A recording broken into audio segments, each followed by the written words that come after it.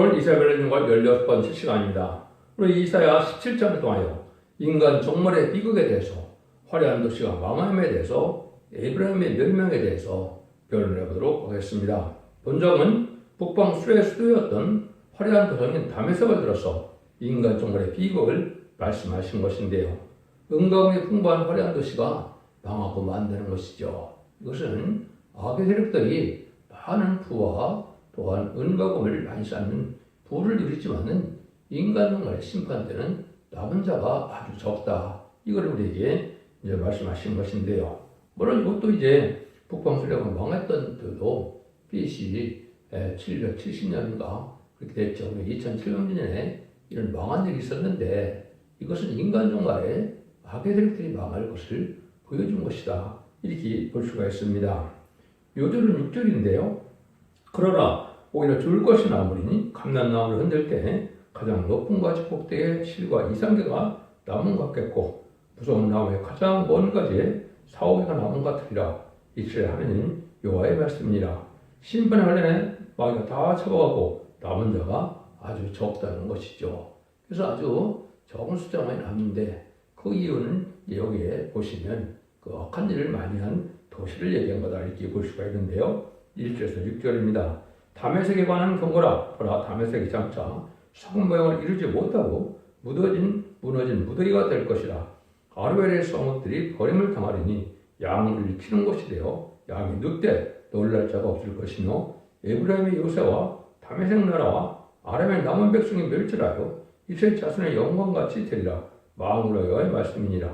그날에는 야곱의 영광이 쇠하고 그 살찐 몸이 파리하리니 마치 출산한 자가 곡식을 거두어 가지고 그 손으로 이삭을 뺀 것 같고 르와임 골짜기에 이삭을 주운 것 같으리라. 그러나 오히려 줄 것이 나무리니 감람나무를 흔들 때 가장 높은 가지 꼭대기에 실과 이상계가 나무 같겠고 무성한 나무에 가장 먼 가지에 4~5개가 나무 같으리라. 이스라엘 하나님 여호와의 말씀이니라. 화려한 도성이다. 이것은 심판을 돌무대 같은 거 만드는 것인데 이때는 여기서 먼저는 아람의 수도였던 수리아라는 그런 말씀을 드렸죠. 여러분들이 이걸 보면 이제 헬라 시대에 헬라가 알렉산더가 망하고 알렉산더 후계자를 세우지 않고 죽었죠. 그래서 그 네 나라로 이제 피터지게 그 부하가 쌓면서 첫 번째는 카산더, 셀루쿠스, 포톨레미, 루시마쿠스 네 개국으로 이제 나눠졌죠. 그 중에 셀루쿠스라는 그러한 그 수리아에 있는 그 지역에 안티오코스 에파피나에서는 아주 악한 그 왕이 등장했죠. 이것이 저그리스도의 예표인데 그 자가 결국은 이스라엘 백성들을 못 살게 굴려고 이스라엘 예루살렘에 이제는 제사를 못 지내게 하고 돼지를 피로 갖다 뿌리는 이런 악행을 했죠. 이런 도시였던데 이런 도시가 결국은 다 망하고 나면 4~5개, 2~3개밖에 남지 않는다. 어떻게 보면 지금으로 본다면 이제 평양이나 베이징이나 이제 모스크바의 환란 날에 심판 날에 하마겟돈 지나고 나면 남은 자가 거의 없다. 결국은 거의 다 망하고 만다. 이렇게 보셔야 된다 이 말입니다. 그래서 이렇게 이제 심판의 환란에 추수는 누가 해간다고요? 마귀가 다 해간다 이 말이죠. 그래서 또 13장에도 보면 예수님이 뭐라고 그럽니까? 얘는 가라지를 뽑지 말고 내비둬서 다 연그릇을 먼저 단에 묶어서 이제는 추수 때 불태운다고 그랬죠. 여기 이제 20세기에 후반부터 많은 이단과 탈선된 단체가 많죠. 지금 화려한 그런 단체들이 많은데 이것이 다 가라지를 묶는 역할을 하는 겁니다. 그래서 심판날에 이제는 환란이 오면 먼저 죽게 되는데 이때 참된 무리가 이제 나올 때가 되어가는 때가 21세기다 그랬죠. 모든 예언 성취를 두고 본다면 예수님이 1세기 역사였던 것처럼 인간종의 마지막 재단과 마지막 사명제약은 21세기에 시작되는 것이 성경적으로 정확히 맞습니다. 이것은 하나님의 모든 예언 성취 과정을 봐서 그렇게 볼 수가 있다 이 말입니다. 그래서 아까 얘기한 것처럼 헬라가 이렇게 4대 강국으로 이렇게 분방이 됐을 때 이때 헬라의 서울이 수리하는데 예수를 극도로 괴롭히고 예수를 막 들어가서 짓밟고 돼지피를 뿌리며 제사를 지지 못하게 3년 반 동안이나 그렇게 방해했다 이렇게 되어 있습니다. 그래서 다메섹은 구약시대 헬라시대에 그 사람이 그랬던 수리의 서울인데 다메섹이 한때는 화려한 도성이지만 몽땅 망하고 그 남을 사람이 2, 3명, 4, 5명밖에 안 된다는 말이 있죠. 그래서 지금 제가 말씀드린 것처럼 이제 후 3년 만에 공산당 지역은 어떻게 됩니까? 이제는 짐승의 표를 받게 돼서 짐승의 표를 받지 않은 자는 다 죽이고 짐승의 표를 받은 자는 멸망의 대상자, 참고 결국 심판의 대상자가 되는데 그 세력들이 이 본부를 잡았던 그 장로는 이게 다 망하고 만다. 이게 볼 수 있는 것이죠. 무신론, 공산당 세력이 아주 마귀의 세력이고 그거는 하나님을 대적하고 진리를 대적하고 주님을 대적하는 이 세력들이죠. 그 세력들은 오늘 망하고 말다. 이걸 여러분이 알아야 되는데 그때는 그때 당시에는 이를 어떻게 사람들이 잘 모릅니까? 잘 먹고 잘 살고 화려한 은광의 풍부한 도시로 살으니까 그것이 세력도 크고 거길 많이 떠들어가는 사람들이 있지만은 결국 그것은 망하고 말 세력이다. 이렇게 말씀을 드릴 수가 있는 겁니다. 여기도 보면 야곱의 영광이 쇠한다는 것은 기득권이 돼서도 말세에 이렇게 풍부한 물질을 키우셔서 사는 것은 합당치 않죠. 그것은 이사 5장에서 보면 들포도 기득권이다. 이렇게 되어 있죠. 들포도 기득권은 세상의 소망을 줘서 3천만 년 살고자 시대에 욕심만 갖고 사는 이런 사람들이 들포도 기득권인데 석화되고 후패되는 기득권이죠. 이런 사람들은 환란에 살기가 어렵다. 이렇게 볼 수가 있는 겁니다. 그래서 환란 때 이제는 쭉전이는 다 마귀가 먼저 다 이렇게 추수를 해가고 이삭 줍는 것 같이 아주 적은 숫자만 이게 남게 된다. 이걸 우리가 알아야 된다. 이 말이죠. 이런 일들이 하나님이 여기서 야곱 영광이 세하고 그 살점에 세야 된다는 말씀을 그렇게 하신 겁니다. 그래서 이런들이 이제 이 시대에 어떻게 살아야만 될 것을 많이 고민해야 될 때가 온 건데요. 은과 금이 풍부한 그런 때가 되지만은 다 망한다. 에스겔서 7장 19절에도 그들이 그거를 거리던지며 그 금을 오염을 같이 여기리니 이는 여호와 내가 진노를 베푸나래.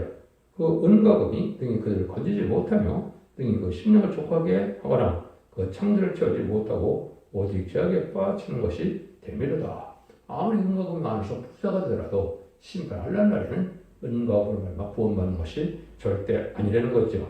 스바냐 1장 18절에도 보면 그들의 은과 금이 여호와의 분노의 날에 등이 그들을 건지지 못할 것이며 이 온 땅이 여호와 질투의 삼키리니 이는 여호와 이 땅 모든 것을 멸절하여 놀랍게 멸절할 것입니다.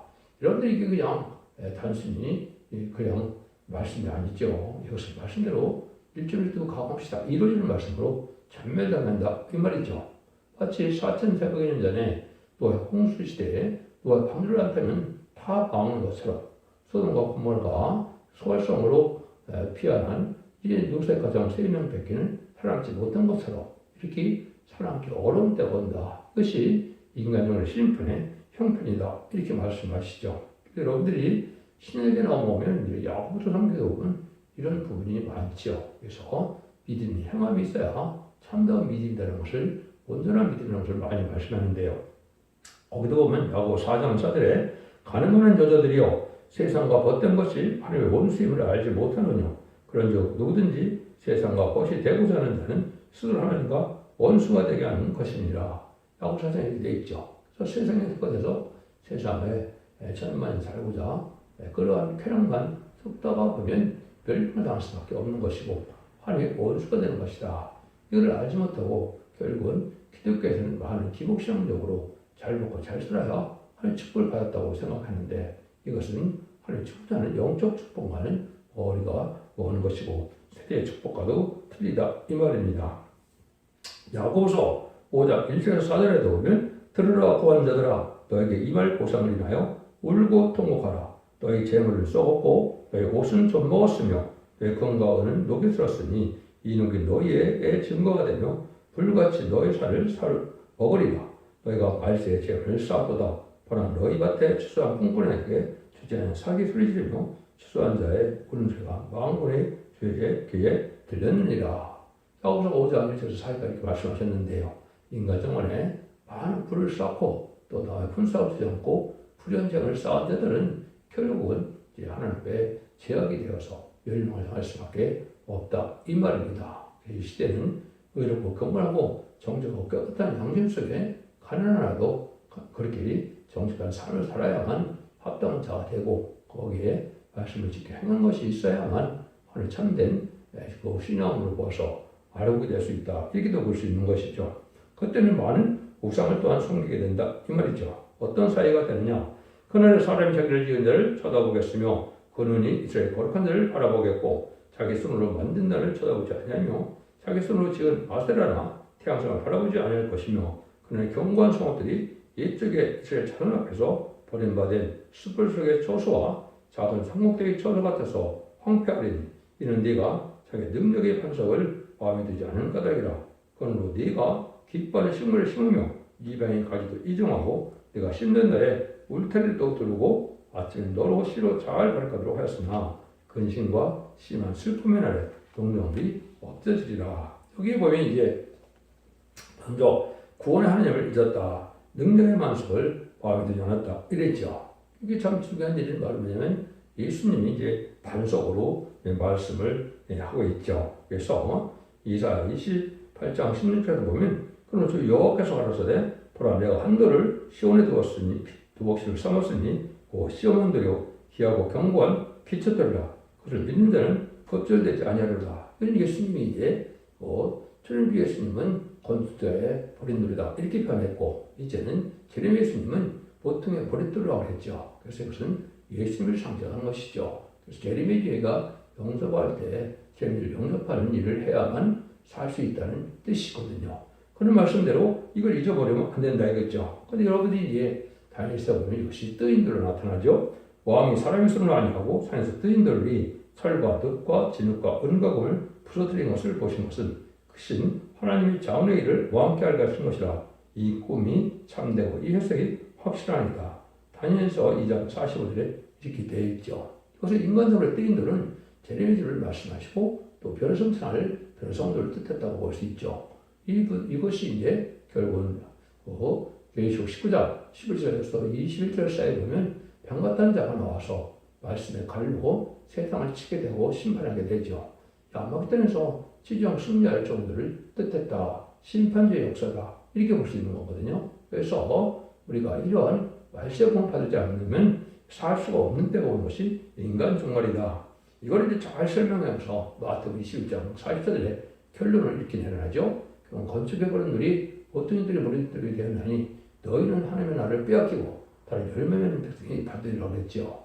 이것이 바로 육적 이스라엘 백성들은 초림의 주를 영접하는 복음을 전하기 시작했고 영적 이스라엘의 선지국가인 한국은 이 재림의 주를 영접할 말세 복음을 전하는 것을 뜻한 것인데 이때 사명이 옮긴 것이 1948년 5월 14일 5월 14일 이스라엘이 건국되고 1948년 8월 15일 한국이 건국됐죠. 이때 바로 이제 사명국가가 한국 옮긴 겁니다. 이때부터 본격적인 기독교의 종말이고 지뢰주가 임박한 때가 온 것이죠. 물론 시기적으로 보면 꽤 세월이 흘렀지만은 지금 이제는 그것이 열망을 따라서 전설에 들어갈 날이 임박한 때다. 이렇게 볼 수 있는 겁니다. 그래서 이 돌 위에 떨어지는 자는 깨어지겠고 이 돌이 사람 위에 떨어지면 저로 가루로 만들어 흩어리라 하시니 마태복음 21장 40절에 이렇게 되어 있죠. 이것은 바로 실판주의 역사를 반대하면 살아남을 수가 없다 이 말입니다.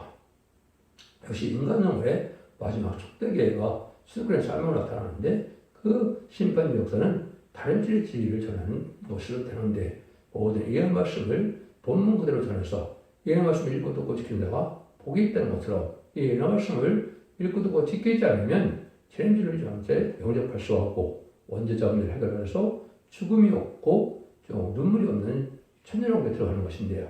죽지 않고 세시하고 좀 나쁘지 않고 변성천하는 말세의 복음인 영원한 복을 순종하여만 살 길을 여는 것이 인간 영혼의 마지막 예언의 법에 구원을 받는 방법이다. 이렇게 볼 수 있는 겁니다. 여러분들이 이것이 모든 예언서 기술의 결론적인 내용으로 이거를 염두에 두지 않고 예언서 기술을 한다면 진리를 영접할 수가 없고 진리를 영접하지 못하는 것은 환란한 심판날에 살아남지 못한다는 그런 뜻이 됩니다.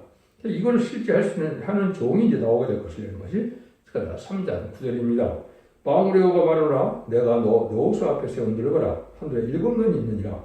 내가 세력가를 새기며 이 땅의 지역을 완전히 지하리라. 그래서 3장도 이렇게 되어 있죠. 요아스의 세원들 하늘에 7년입니다. 그래서 이건 7장의 역사를 받는 종을 뜻한 것이고 선포적인 종을 물론 얘기한 것이요. 임마진 이스라엘 사람을 이렇게 종을 뜻한 겁니다. 근데 이때 이 도로의 이제 이 도로의 역사, 심판의 역사로 제약을 원자와 자원들 다 해결을 이루는 역사가 온다는 것을 말씀하는 겁니다. 그래서 원자 자원들을 해결을 받는 것이 춥지 않고 세시하고 지금 나쁘지 않고 필요성잖아요. 공중을 마시는 예수님을 영접하는 방법이거든요. 그걸 알지 못하니까 많은 사람들은 기독교는 후련히 어린아이부터 노인까지 들림받는다 그러는데 그건 있을 수 없는 일입니다. 예수님의 성령을 받지 못하면 안 되는 것이고 예수님의 성령에서 7명을 받지 않으면 절대적으로 별성될 수가 없는 겁니다. 이걸 여러분이 잘 아셔야 된다 이 말입니다. 그래서 도래 역사를 좀 더 말씀을 드린다면 서라 4장 7절에는 이렇게 이야기되어 있습니다.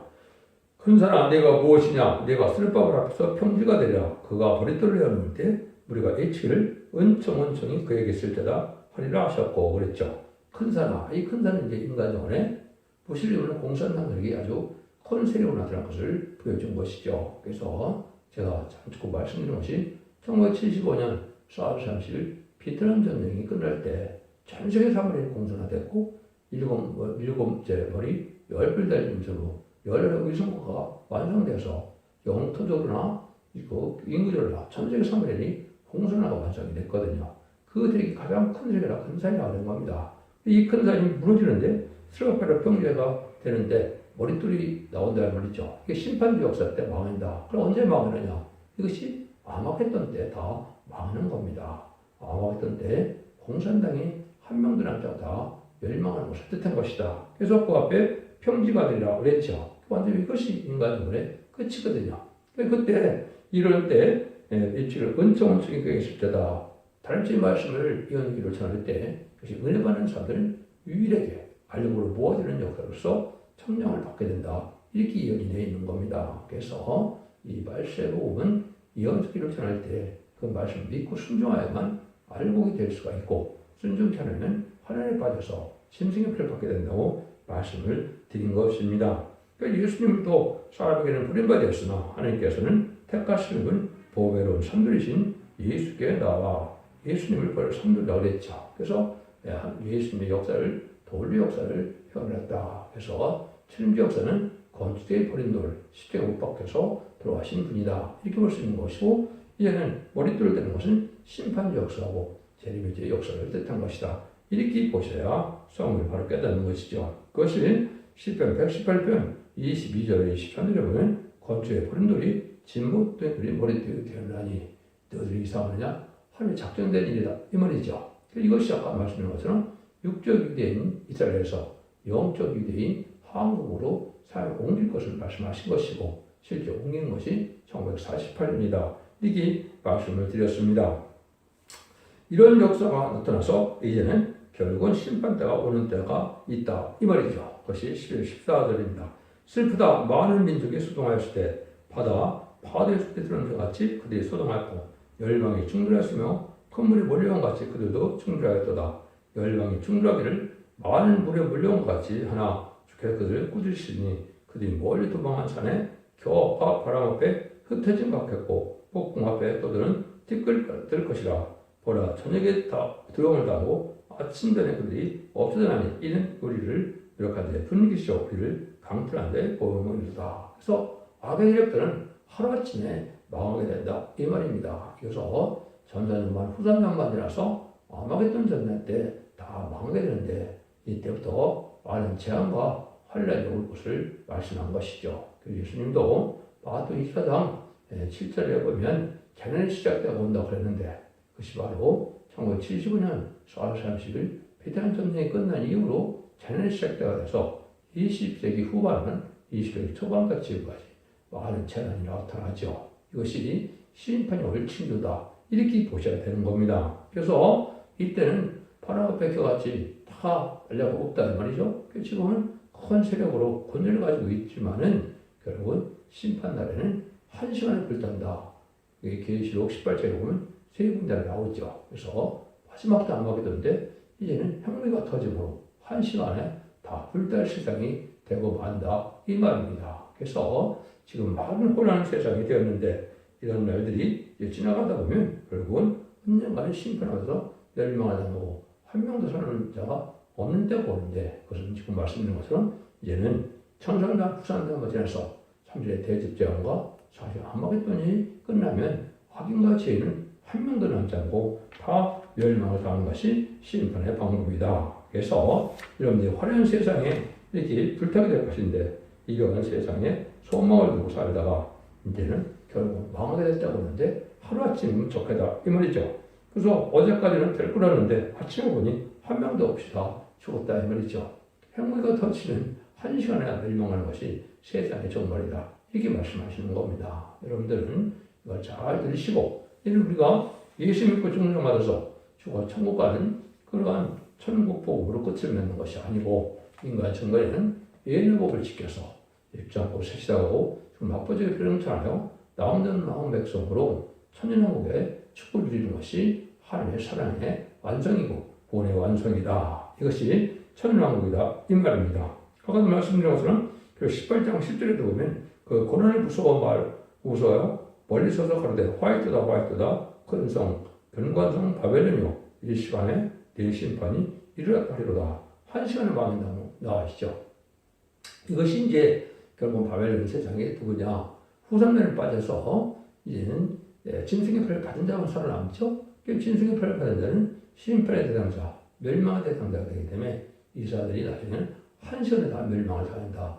아마겟돈 때 핵무가 터져서 다 망한다. 이 말입니다. 그래서 여러분들이 전선년 만에 알곡으로 모여지지 않으면 트로파에도 사는 의미가 없는 것입니다. 그래서 그 시작될 전선만의 역사에 알곡으로 모아지는 역사가 필요한데 그것은 역시 진리의 말씀을 역사하시는 진리의 다른 말씀인 예언속의 죽을 잘 깨닫고 순종하여만 알곡이 될 수 있다는 사실을 아셔야 된다. 이 말입니다.